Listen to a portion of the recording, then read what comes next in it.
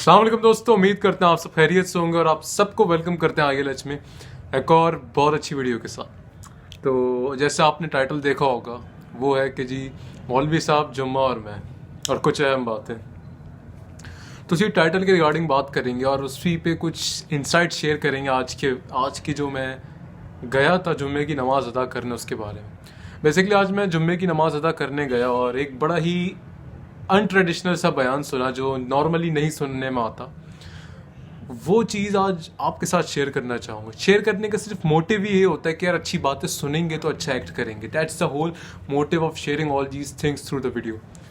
तो आज का जो बयान था मौलवी साहब का वो था यार इत्तेहाद, यूनिटी, यकजहती के बारे में। मुसलमानों की या कोई टीम या कोई नेशन की बात कर लें, किसी कौम की बात कर लें, उसमें यूनिटी कितनी ज़रूरी है।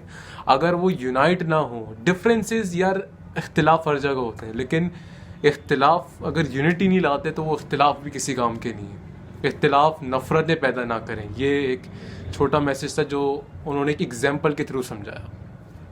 एग्जाम्पल ऐसे दी एक घर की। एक घर क्या होता है, घर बनता कैसे है, आपसे ये सवाल है, सोचें कैसे बनता है।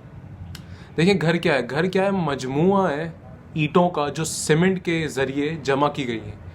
ठीक है, अगर इंग्लिश में बात करूं तो वो ये है कि जी a house is a collection of bricks joint through cement.